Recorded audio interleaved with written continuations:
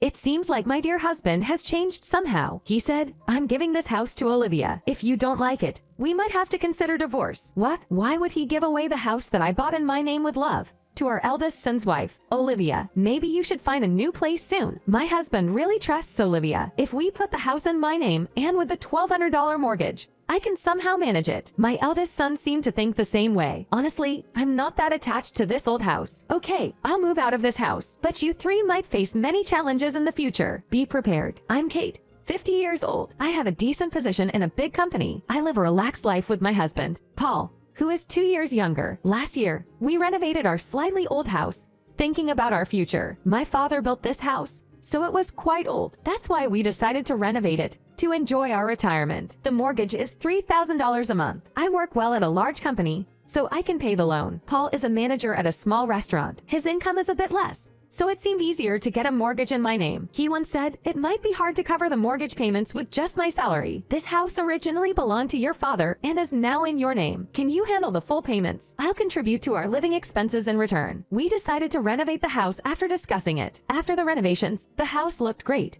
and we loved it. We were excited about our refreshed home and what the future would bring. But then, things changed. One day, my phone vibrated. It was a surprising message from our eldest son, David. I'm thinking of getting married. At 31, he's been working hard at a decent company. He has always been serious, worked hard at school, and was passionate about his job. This was the first time he talked about a girlfriend. I wondered, what kind of person is she? If David likes her, she must be nice. But what if she's deceiving him? With a mix of anticipation and slight worry, we awaited the day we'd meet her. Then, a woman with long hair and a lovely personality knocked on my door. Hello, I'm Olivia. Her first impression was refreshing, and the atmosphere brightened instantly. Nice to meet you, she said. Her smile was sparkling like summer sunshine. I whispered in my heart, she's too wonderful to be with David. Noticing Paul smiling beside me, she's incredible, really charming, Paul murmured, and as if in response, Paul, I'm so glad you said that. I hope we can get even closer from now on, Olivia said as she hugged him. What's this surprise about? I was a little shocked by her behavior. Even David's eyes widened in surprise. However, Paul looked a bit embarrassed, just as the atmosphere seemed to tense up. I'm sorry. Was I being too friendly? With a smile,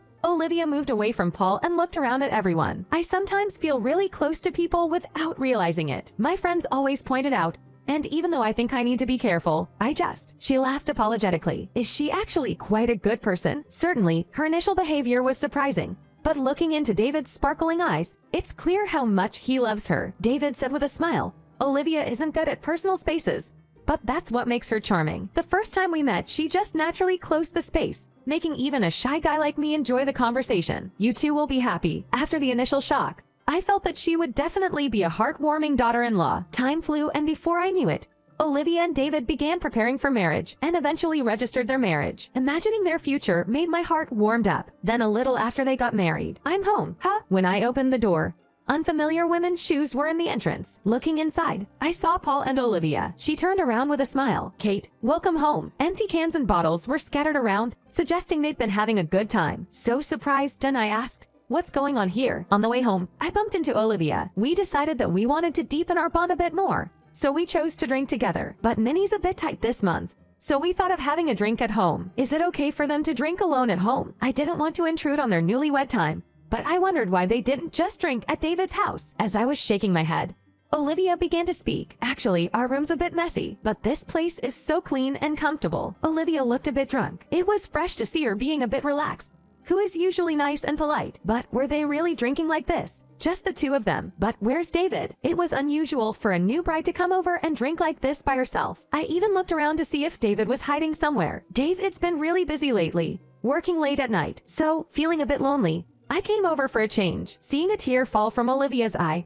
Paul said, it's okay, Olivia. Talk to me if things get tough. Gently patting her head. Thank you, Paul. This whole thing feels like a scene straight out of a movie. Somewhere behind the protectiveness felt something odd and uncomfortable, like a ripple in the atmosphere. Paul, Olivia is an important person to David, so maybe you should consider keeping a bit more distance. I softly warned him, but Olivia defended him, smiling. He is just worried about me, that's all. What? I couldn't help but raise my voice in surprise. This was definitely unexpected. There was more I wanted to discuss, but I was honestly exhausted from work. I can't deal with this right now. I'm going to take a bath. Please clean up, I said, longing for the relaxation of a warm bath and headed to the bathroom. After the bath, I called David and told him about the little drama that had unfolded. He immediately offered to come here. He must really care about Olivia, but I wonder if they can truly make it work. I was a bit concerned, but decided to have a calm conversation once David arrived here. After a long day, I was immersed in the bathtub, slowly relaxing, surrounded by tiny bubbles and the scent of the bath oil. My thoughts drifted so far away that I can't even remember what I was thinking. As I got out of the bath, to my surprise, I found David, who was supposed to drive, gulping down alcohol. "Wait, David, weren't you supposed to drive home?" I asked in disbelief. He replied with a slightly intoxicated grin. Olivia said, "Let's drink together." And well, I got pulled in. "I've decided to stay here tonight. Hey mom, how about a drink with your son after so long?" His eyes sparkled with enthusiasm, but with an unexpected overnight guest, and with Olivia around, I felt a bit uncomfortable. I am happy to drive you both home if you want," I offered, but David brushed it off. "You must be tired too, right? It's all right. We'll stay here." In the middle of all this, I heard laughter. I felt an awkward atmosphere and glanced at Olivia. For a split second, I felt as if she was staring intently at me. The way she looked at me bothered me, leaving me to wonder, what's this feeling? Maybe I misunderstood. I tried to reassure myself, but little did I know, her grand plan was already set in motion. The next day, Olivia came to see me first thing in the morning, repeatedly apologizing for the behavior. It felt as if she was a bit overreacting, but I understood where she was coming from. When I told her it's all right, she left looking relieved. But that night, to my surprise, she was at my house again. David seemed to have gone out somewhere. I thought again, but she looked different from before. I was quite worried after that. "Sorry for coming again," she said shyly, offering me a box of sweets. Paul also sheepishly apologized, saying, "I might have been a bit overexcited yesterday." "Sorry, I figured that if this would help them bond, I should forgive them for now." Both were grateful, thanking me with sincerity. However, just when I was feeling so mentally exhausted, a new twist awaited. One day, Paul approached me with a grimace, saying, "Can we talk?" I chose the living room as our spot to chat. As I was waiting, the door opened and in came David and Olivia. I couldn't hide my shock, thinking, why are they here? I greeted them with a long time no see.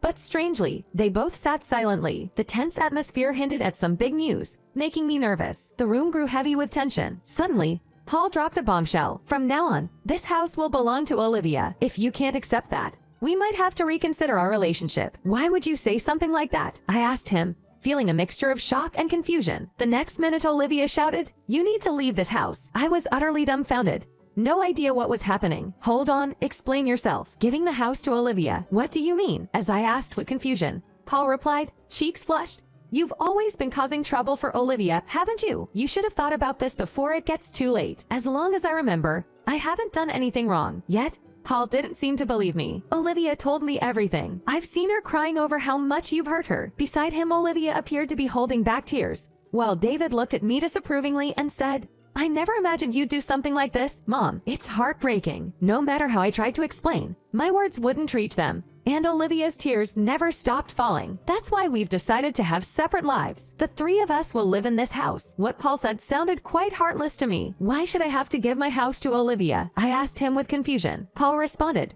"Olivia's deeply hurt. Sure, demanding compensation is one way, but I thought of a different approach. I know how much this house means to you, so by taking it, maybe you'll realize the gravity of your behavior." I wondered if all this was even true, because I had never been nasty to Olivia in any way. Moreover, with Olivia not having worked for a while since getting married, wouldn't a monthly mortgage of $3,000 be impossible? When I pointed this out, Paul smiled and said, "The mortgage will be transferred to David's name, given his salary and workplace. I think the transition will be smooth." I questioned, "Is it even that easy to transfer a loan?" Paul nodded, explaining, "Usually, it's difficult.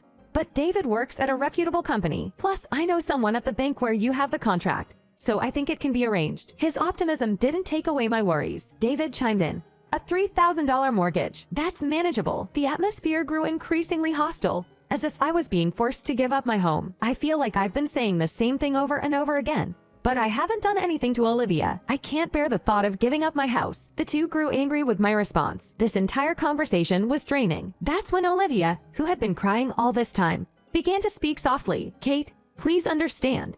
For the sake of this baby," Olivia gently said, stroking her belly. No way. Mom, it's true. Olivia is pregnant. If she's under this much stress, it could negatively affect the baby. Think about it. It turns out Olivia is pregnant. Certainly no one wants to place additional stress on her during pregnancy, but being suddenly asked to hand over the house, my head was in a mess. "Give me a moment to think," I said, going back to my room. Lying down on my bed, deep in thought, my eye caught sight of a long strand of hair. No one in my family has this long hair. Where did this come from? An affair. The realization threw my thoughts into further chaos. I couldn't believe this day had turned out this way. It must be a nightmare. When I wake up, it'll all be gone. Tears streamed down as this thought passed, and soon I drifted off to sleep. Late that night, I was suddenly woken up by familiar voices from the living room. Not of David and Olivia, but of a cheerful Paul and Olivia. Oh, I really wanted to drink wine. You can't, Olivia. Remember? You have a baby now. Paul and Olivia chatted happily. I felt out of place hearing their conversation,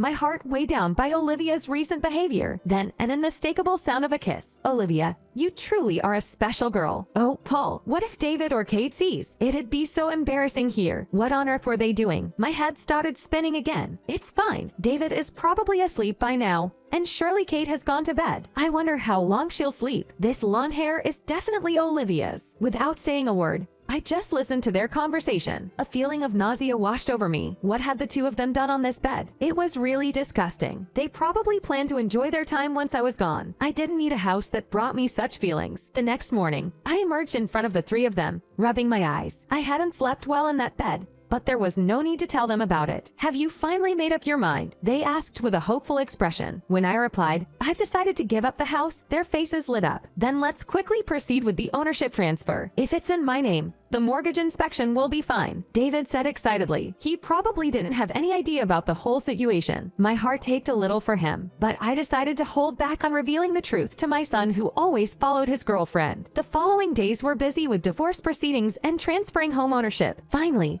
the name change on the house was completed. There's no place for you here anymore, Paul remarked with a hint of sarcasm. Now, Grandma, get out quickly. Olivia whispered something into my ear. It upset me a bit, but even if she hadn't said anything, I had already been preparing to leave this house. There are countless memories and history with this house. However, after what happened, I have no reason to stay here any longer. Besides, my next actions will cause a great stir for this odd trio. The real fun begins now. A month had passed, a time I used to gather my farts, and I found myself standing in front of that house again. I took a deep breath and hesitantly pressed the doorbell of the house I hadn't visited in a long time. My heartbeat seemed to echo in the silence. Why are you here? Paul's slightly annoyed voice reached my ears. It felt strange hearing his voice after so long. Can we talk? I could feel my voice tightening. Why should I let you in? Paul acted as if I was a thing of the past. It involves Olivia, I replied. I could tell that mentioning her name softened his attitude. I didn't like bringing her up at all, but I knew how he felt about her and used that to my advantage. Look who's here, he remarked sarcastically. What he said was legally correct, but the words were a bit painful. What do you want?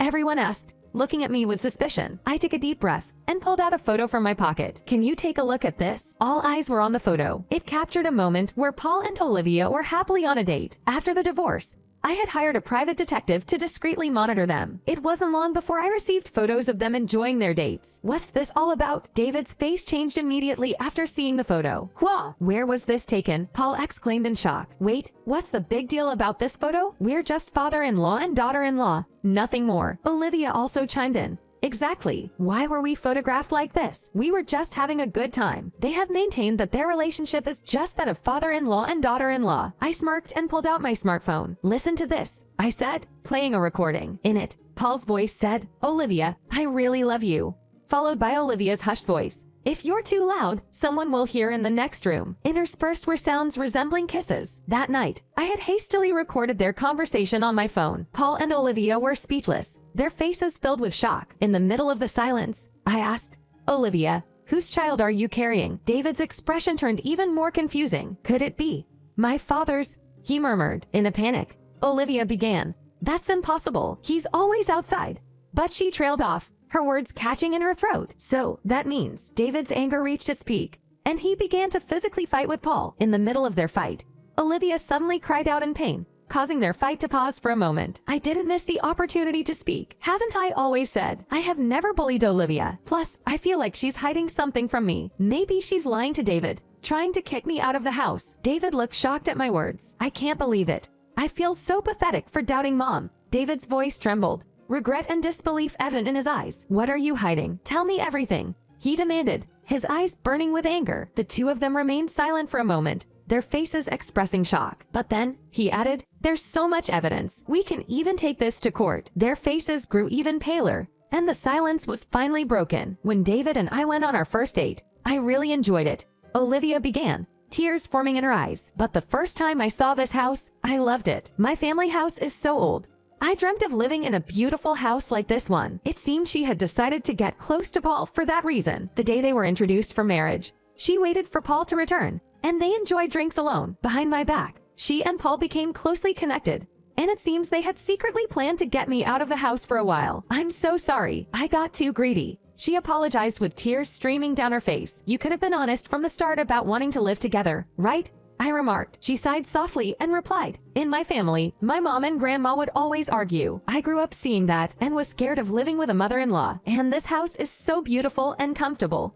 I was hoping you'd leave. Her voice was mixed with a hint of regret. The fact that she had an affair with her father-in-law was unacceptable. I wondered, what was Paul thinking? Taking a deep breath, Paul said, every time I saw her smile, I knew she was using me, but the time I spent with her felt so good. That's still unforgivable. David's response was brief, but carried a deep weight. Betrayal, sadness, and anger were in his eyes. Both of them were lost for words, tears streaming down their faces. It was no surprise when David decided to divorce. Moreover, a DNA test confirmed Paul was the father of the baby. I never thought this day would come, David murmured in a soft voice. Gently, I stroked his head. Our family changed so much because of that woman, but perhaps she hasn't realized how much her choices will impact her own future. A feeling deep within me suggested that, with time, my premonition will slowly become reality. 2 years later, on a sunny day, she decided to remarry Paul and started a new life under the same roof. It seems their children go to the nearby daycare almost every day. Today, Grandpa, no, Daddy came to pick you up,